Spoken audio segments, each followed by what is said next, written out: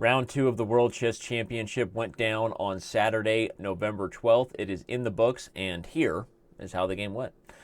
We had a Ruy Lopez, which, as we discussed in the live Chess Center that takes place every day at 5 p.m. Pacific on Chess TV, make sure you're checking that out, was a little bit surprising, mainly because the challenger, that being Sergey Karjakin, was white in this game, and he doesn't have a very good record against Magnus Carlsen in the Ruy Lopez. The crowds went wild when we had a classical Ruy Lopez with a6, a main line, rather than, of course, the Berlin, which everyone knows was played many, many times between Magnus Carlsen and Vishy Anand between their two world championship matches. But we didn't have that. We had a6, so a regular Ruy Lopez for, I think, most of the audience here, most of them not being really strong grandmasters who prefer the boring Berlin endgame. And so after castles, bishop e7, and now d3, we are in something that has been played about as many times as any chess opening on the planet. b5, bishop b3, and d6, which is designed to immediately protect the pawn. It's sort of subtle, but I want to point out that for those of you who are really ambitious chess players and trying to improve your game, d6 does a couple things in your favor as black in these positions before getting castled. In fact, I'll even flip the board so you can see it from the black perspective for a moment. The idea is that when you play d6 and protect the pawn, you've officially freed up this knight to go bishop chasing. And if your opponent ever blunders, which in blitz and rapid can happen a lot, your opponent might play a move like knight c3, or maybe they play bishop g5 or h3, which, by the way, is a useful move in many cases to stop the bishop from coming to g4, which will pin the knight. Any of those moves might be met by knight a5, where you can gobble up the bishop pair and achieve a very comfortable position. So I'm going to flip back to white, but because the main purpose of these videos, as everyone knows, is for me to try to give you some educational insight into the World Chess Championship, not just to blabber along, that's the real purpose behind d6, a little subtle defense of the pawn before getting cackled. Rekharovka on the king side will wait for one more move until white deals with this threat. And in this case, Karjakin dealt with it with a3. Noted should be that a4, of course, is the more popular move here. Again, this was discussed in our live chess center with Sasha Ipatov. Black has a couple moves, but the main move is b4, dealing with the threat of taking here very simply by pushing. And now you want to play knight a5 and expand. Not going to get into all of the theory here because there's a lot of it, and that's not really what we're here to do. But along the note of making notes, I have to, of course, give us a quick shout out to the boy behind the analysis in a lot of these games and these videos you're going to see here on Facebook and YouTube, that being Grandmaster Robert Hess. He's not a boy. He's all man when it comes to chess. He's more of a man than this guy. He is a very good grandmaster. I do my own analysis and checking into his work, and of course I contribute to it, but always want to give a shout out to Grandmaster Robert Hess's daily analysis, which you can find at chess.com's in chess.com's news reports. So after a3 castles, knight to c3 here. Knight c3 is a little bit away from the traditional c3 you would see in a Lopez, where white tries to put the pawn here to support d4. But once you've committed a3, you're already playing a little bit of a slower middle game. So getting that knight developed quickly makes sense. You don't want to have these pieces sitting on the back rank for too long. Knight a5, bishop a2, and bishop e6. This road has been traveled many times. I think that's a country song if my John Denver memory serves me correctly. I'm just kidding. Country road. Okay, you're not going to sing right now. Take me home, Danny. Stop it to the place I belong. No, I'm kidding. West Virginia. We're going to stop right now. Okay, bishop e6 is what just happened there. And, okay, a game that was played in this position, both sides have played this position for both colors. I just want to, again, make that note. It's a country road that has been traveled. But now that d4 is played rather than bishop takes e6, which is also a common move, the game between, let's see here, I think the game was between Carlsen and... no, that wasn't the Topalov game. So bishop takes e6 was played recently. Carlsen was black in a different game. But here d4 took us down a different road, but also is a game that's gonna transpose into one that Carlsen played recently with the black pieces. Bishop takes a2, rook takes a2. This is theory. And now the move rook e8. That's the first move that, not officially a novelty as Dr. Evil makes an appearance, but the move that might as well be. The game I just referenced that Carlsen had played before went with knight to c6, which is the other way to defend the e-pawn. And after d5, knight to b8, queen e2, knight d7.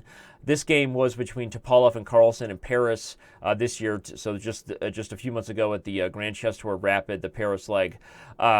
That game is interesting, and I think this line is more of a traditional Ruy Lopez. You have a closed center, both sides sort of remaneuvering their pieces now that the pawn structure has been committed. But one thing to note is that in a closed center, you don't always feel the heat of an awkward piece right away, right? It's not an open position where if every piece isn't doing their job to battle, there could be some really bad tactics. In a closed position, a slightly awkward piece is only a slightly big deal, not that important. But rook to e8 by Magnus, as Hammer said in our Chess Center show, he thinks that Magnus came up with this move at the board because maybe it's just a stronger move. By maintaining the tension in the center and leaving the possibility for it to become open and for tactics to fly, it sort of calls to question, is this rook on a2 really that useful?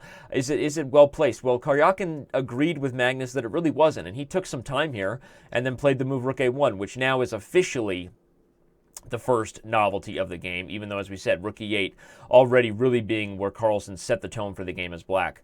After the rook comes to a1 and white is committed to playing some natural developing moves, the rooks are connected. Now black has to think about his awkward piece on the edge of the board, and so Carlsen takes the time to bring it back into the game with knight to c4. It took about 25 minutes on this move. I think he might have just been trying to analyze and assess the full features of the position. I don't know that there was really anything else to it. After rook to e1, rook to c8, h3, h6, both sides just sort of freeing their back ranks, really just sort of slow chess there. Now we get b3 with tempo, and the center is going to open up. Notice that the pawn wasn't really ever totally under fire here until white completed his development. Now that white has completed the development, why, you ask? Well, let's talk about it. If we had seen a trade here, and then a takes, for example, the fact that white is still down in development means there's going to be tactics here on this open file and on that undefended knight. Probably several different ways that might go down, including just some natural simple moves over attacking the knight, and as soon as this pony moves, black's going to gobble back, win the pawn that he just sacrificed, and probably black's pieces are coming to life in a better fashion than white. So not totally a forced line, but I just wanted to highlight, because I think I forget to highlight sometimes some basic tactics. Want to make sure everyone isn't just staring in this position saying, Danny, hasn't there been a pawn hanging here on e5 for a while? White has two attackers, and I only count one for black. Well, now we've highlighted it. The key to that point is that if this pawn is ever taken, at least until white completes his development, as Karjakin did, white's not really threatening to go take that pawn. But now with the development complete, with the bishop on this diagonal preparing to protect the knight, now it's time to do something. So Carlsen brings the bishop back to f8, officially unleashing the rook, and maybe even preparing to take here to get that rook and knight party started on e4. Because of that, Karjakin's ready to trade, and really at this point is when our analysis and Chess Center kind of concluded together that probably if we were evaluating who won the opening battle in this game, even though Carlsen surprised Karjakin in game one, Karjakin probably won the opening battle, equalizing with black pretty easily. And I think Carlsen just returned the favor here. You know, he played this move rook e8, an improvement over his game with Topalov, as I highlighted earlier. And now after c6, if anybody has real chances to sort of relocate their pieces and have a better chance in the center, it's probably black. And what I mean by that is white doesn't have access to what's kind of a critical square, and the knights are a very long journey away from coming over to another square that might be useful, like f5. Whereas black's moves are not too far from relocating to take advantage of some dark squares, and we're going to see that Carlsen tries to do this plan of bringing the knight around where it might also find some homes on a home on some critical dark squares. So really, if you're black, you're pretty comfortable with this position, you're happy, and I think Karjakin's kind of sensed that, decided not to play the move queen e2 and keep the queens on the board and really let the battle begin on the d-file, but instead was settled on just trading queens, simplifying the game out in a pretty forcing way. Knight on e2 does not hang the pawn on e4 because once again it opened up this bishop. So Carlsen says, well, if you're going to trade, I'm going to go down that road with you, bishop to b4, which pretty much forces bishop c3. Everybody's coming off the board. And now, once knight d7 is played, we know Carlsen has this plan in mind, and so Karjakin does the last thing he can do to really just take all life out of the position. He attacks the c-pawn and then denies the knight that square. If you're looking at everything, even just from a basic level of chess understanding, I'm pretty sure everyone following this video can see there's not much to this position. We literally have a completely symmetrical structure on the king side. Both sides have the exact same position, right? from down to the rooks, to the kings, and the knights, right? So there's not a lot of dynamic opportunities there. The tactics on the queen side are also pretty deadlocked. The structure is exactly equal. In the game, Carlsen went for the, I would say, solid rook to e6, a move that I predicted he might play while watching it live. But maybe I was wrong, and some other people gave analysis that perhaps the last chance is an immediate strike with c5. At first, tactics seemed like, wait, maybe this is why Carlsen didn't do it. Isn't that a fork town? But no, black would have had this nice trick, rook e6. And after knight takes c8, gobbling back here, maybe this leaves a little bit more of an unbalanced situation in the position, and perhaps Carlsen can find a way to attack c2 before white has a chance to attack the b4 pawn. But I want to note that that's probably unlikely. I mean, even a move like rook to b1 makes it pretty clear that white's getting there just as fast as black, and black can't even return the favor with a double attack, that being a fork that would be met by white delivering an even more powerful fork, and black could resign. So if Carlsen can't get to the c2 pawn any faster than white can get to the b4 pawn, this game is going to be a draw. So instead, Carlsen played rook e6. Maybe he didn't want the position to simplify if he could avoid it. Probably, knowing Carlsen, he always wants to play for a win. But after rook to b1, he decided he had no choice. Went for c5. You're about to look at all the pieces coming off the board. Just a big old trade town. And after repeating the moves once or twice, we realized that neither side has much to play for.